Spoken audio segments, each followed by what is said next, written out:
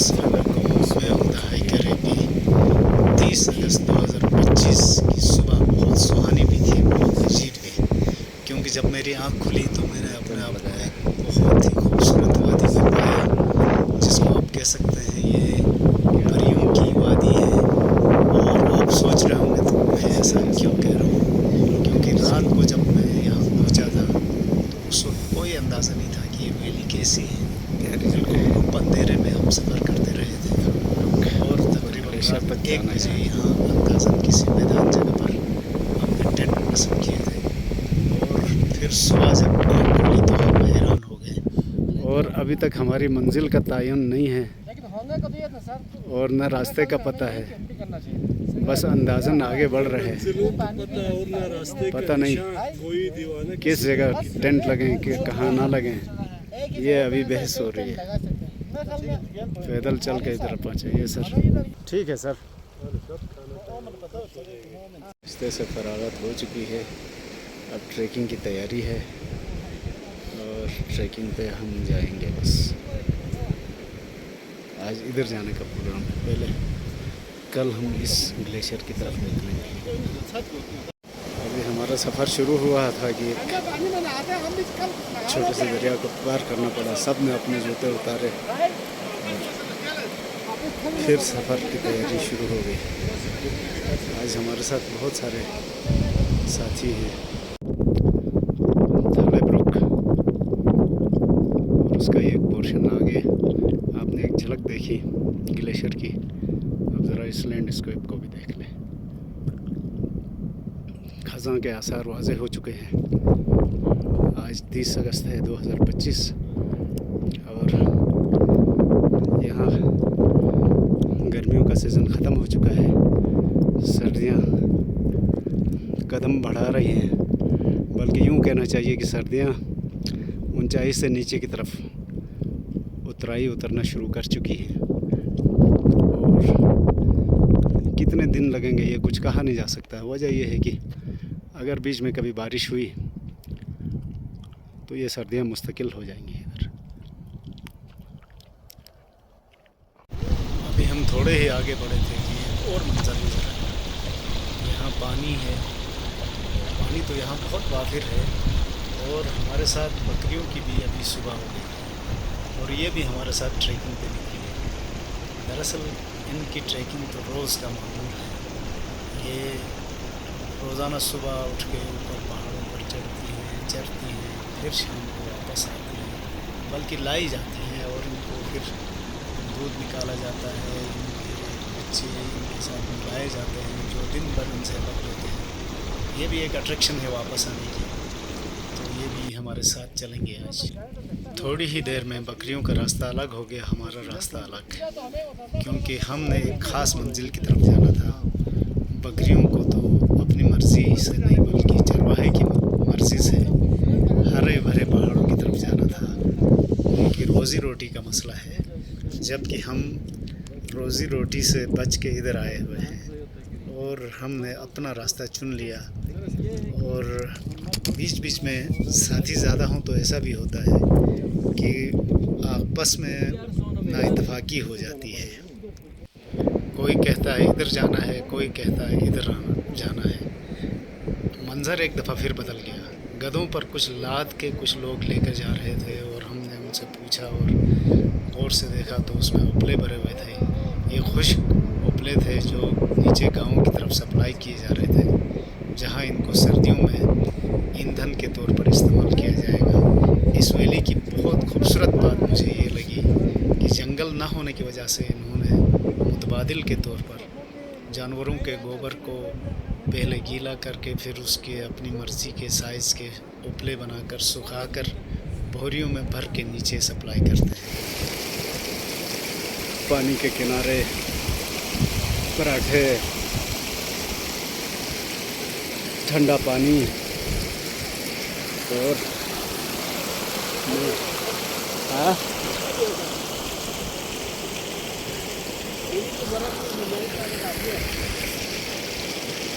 थलेला की तरफ हम जा रहे हैं।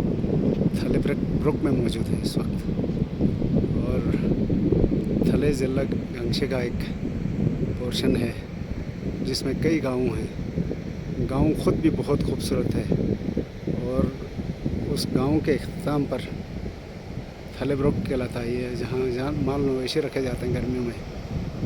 बड़ा प्यारा है, लेकिन सीज़न थोड़ा सा ऑफ हो रहा है, इसलिए हरियाली थोड़ी कम और रंगीनी बढ़ गई है, कलरफुल हो गए हैं प्लांट्स।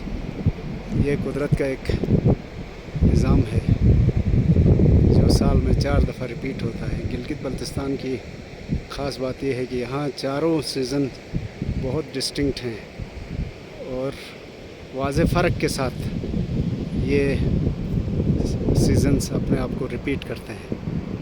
और क्या ही बात है, ऊपर ग्लेशियर झांक रहा है नीचे, लेकिन उधर तक जाना आसान नहीं है, इसलिए हम जा भी नहीं रहे हैं।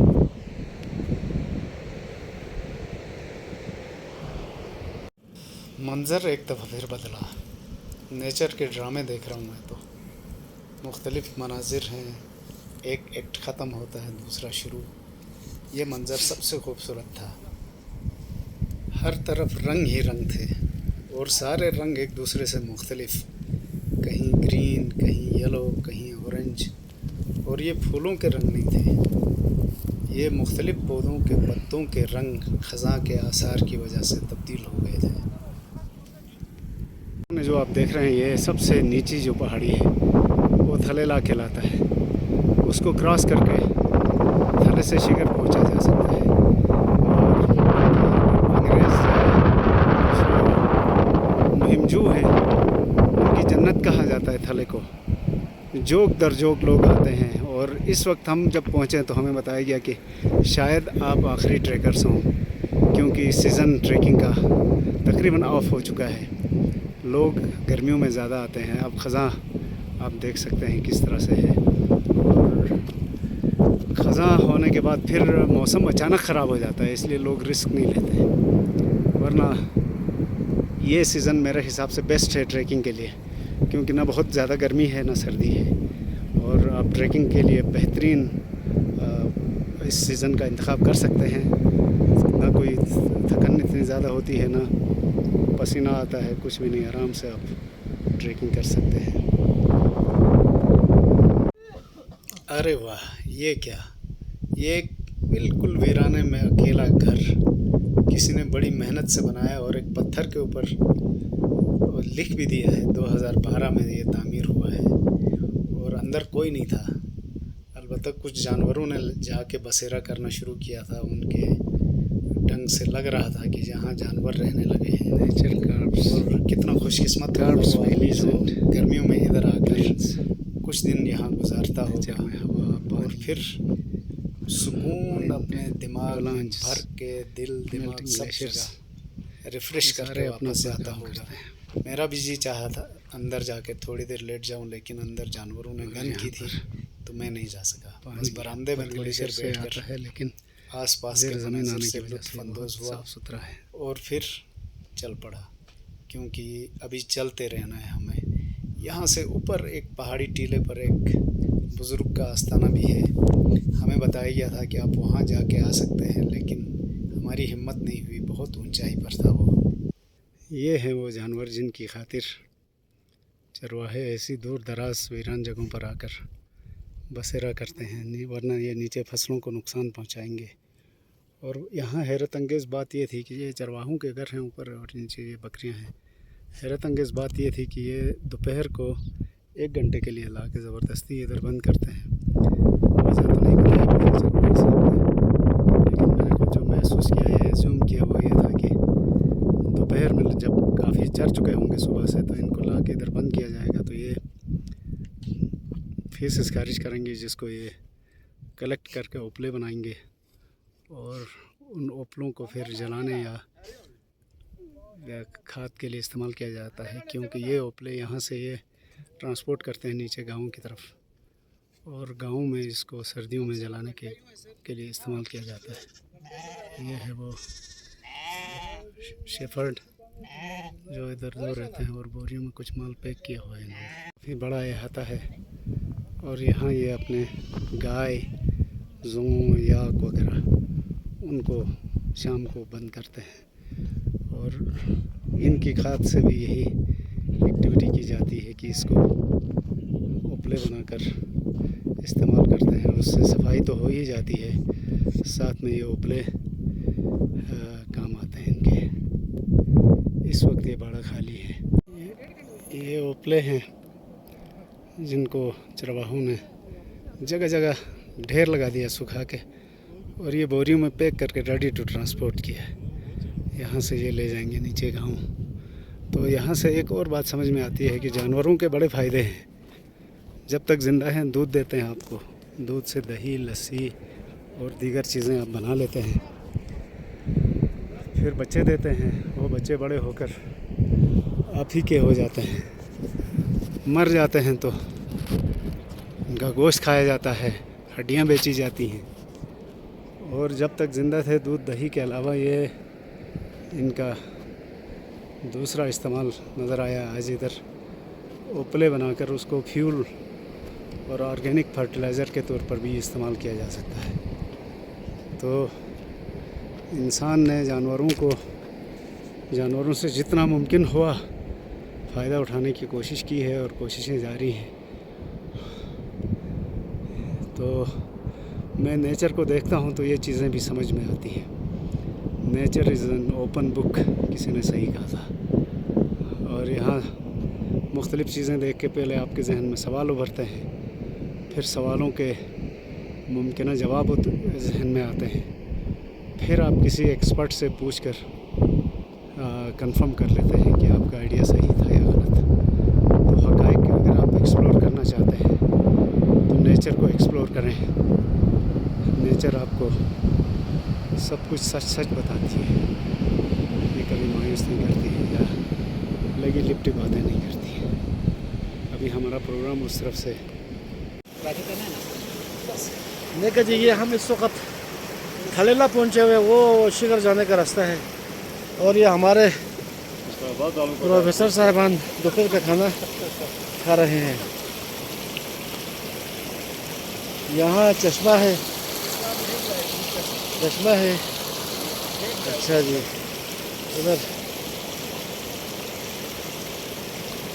कितना अच्छा। हम छोटे थे ना, ये हमारा कब्बो, ये हमारा दोपहर का खाना है जी। साथ में ये खाना तो बिल्कुल भी नहीं है, ये रिफ्रेशमेंट है। असल में हाइकिंग का उसूल ये होता है, ये एबंडेंट क्लास कह सकते हैं। जानवर रखे गए हैं किसी ज़माने में, अभी ये वीरान हो गया है। दुनिया की बेसबाती यहाँ से पता चलती है। कभी कितना आबाद, पुरजोश और गहमा गहमी वाला मंज़र होगा जो अब नहीं रहा। अब हम वापसी की राह ले चुके हैं और कोशिश कर रहे हैं कि हर वक्त उधर पहुँचे। रास्ते में किसी ने हमें बताया कि जिस नाले को आप सुबह क्रॉस करके आए थे, अगर वक्त पे आप वहाँ नहीं पहुँचे तो नाले में पानी बढ़ जाएगा। पहाड़ी नालों का ये सबसे बड़ा मसला है कि तकरीबन गर्मियों में ख़ास तौर पर, वैसे या मौसम साफ़ हो तो 2 बजे से लेकर 4 बजे तक इसमें पानी का लेवल बढ़ जाता है और ये सिलसिला तकरीबन रात 11 बजे तक रहता है।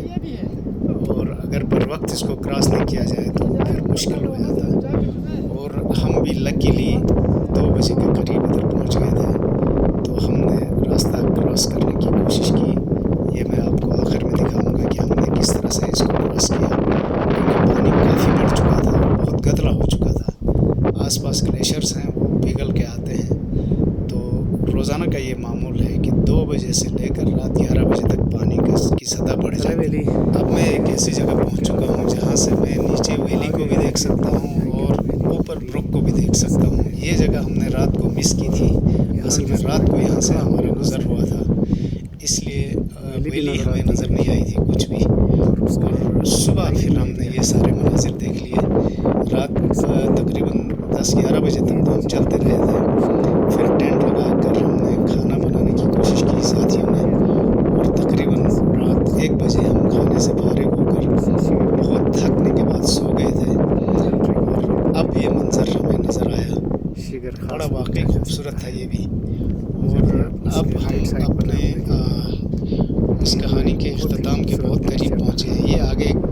ग्लेशियर है। पहाड़ों ने इधर जाने का भी प्रोग्राम बनाया था, लेकिन फिर मैंने आपसे जिक्र किया था ना कि ज़्यादा साथी हों तो अक्सर नाइतफाक़ी हो जाती है। इसके साथ ये इसकी खूबसूरत वापसी के पहाड़ियाँ फ़ौरन बाद हमने खाना खाया 4 बजे। मखसूस तो कुछ पौधों की साथियों ने वजह से मशवरा दिया कि अब यहाँ से बहुत टेंट ग्रीन तो उखाड़ कर दिखाई नहीं हमें देती, नीचे गांव जाना चाहिए ग्रीन ताकि है। हम सुबह गांव देख सकें और गांव खज़ां का में रंग नुमाया हो चुका है। जो रात को हमने मिस किया है 30 सीन, अगस्त उनको देखने के बाद फिर नीचे उतरा जाए। और बिलाखिर यही नतीजा निकला। ये वही नाला है जिसको हमने सुबह जाते हुए क्रॉस किया था बआसानी, लेकिन अब पानी की मकदार इतनी बढ़ चुकी थी कि अकेले इसको क्रॉस करना तकरीबन नामुमकिन हो चुका था। इसलिए हम में से बहुत सारे लोग एक दूसरे का हाथ पकड़ा और मुश्किल क्रॉस करके निकले। और ये पानी इतना शिद्दत से बह रहा था कि पत्थर भी बह रहे थे और पैर ज़ख्मी हो गए। बड़ी मुश्किल से हमने क्रॉस किया। अगर 1 घंटा और लेट हो जाता तो शायद हम ये नाला क्रॉस नहीं कर पाते। बड़ी मुश्किल से, और इतना ठंडा ग्लेशियर का पानी, तो पैर ऐसा लग रहा था कि कट के जिस्म से अलग हो गए, क्योंकि एक तरफ से सर्दी है, दूसरा ठंडा पानी है और ऊपर से पत्थर भी आके टकरा रहे थे। डायरेक्ट हड्डियों पर पैर लगता था। फिर भी हमने जैसे तैसे करके इस दरिया को मुश्किल क्रॉस किया। और ये मनाजिर आप देख लें, ये बात नोट रखें कि गिलगित बल्तिस्तान के अक्सर बेशतर ऐसे नाले 2 बजे से लेकर रात 11 बजे तक इनमें पानी का बहाव बढ़ जाता है। तो अगर कोई पुल ना हो तो इनको 2 बजे से पहले क्रॉस करना सेफ है, वरना फिर बड़ी मुसीबत आ सकती है। और अल्लाह का शुक्र है कि इससे आगे कोई सैलाब वाला सीन नहीं था, वरना ये सीज़न अक्सर नीचे जो नाले हैं उसमें सैलानी मसाइल भी क्रिएट करते हैं। अब हम सैलाब से बच गए, लेकिन पानी काफ़ी सारा था, तो ये रिस्क नहीं लेना चाहिए। बहरहाल जाना तो था टेंट के पास। और आप एक और चीज़ महसूस कर सकते हैं, इस वक्त तकरीबन 4 बज रहे हैं। हमने हल्के फुल्के रिफ्रेशमेंट पर ही गुजारा किया है। भूख अलग से लग रही है, थकन अलग से हो रही है, और कैंप तक पहुंचने की जल्दी अलग से हमें परेशान कर रही है। ये सारी चीज़ें करके हम बिलाखिर कैंप पहुंचे तो गर्मा गर्म खाना तैयार था। और उन साथियों की मेहरबानी थी जिन्होंने हमारे लिए अपनी रिक्रिएशन को कुर्बान किया और हमारे लिए खाना बनाते रहे। और हम यहाँ दरिया क्रॉस करके कैंप में जाकर पुरलुत्फ़ खाने से लुत्फ़अंदोज़ हुए।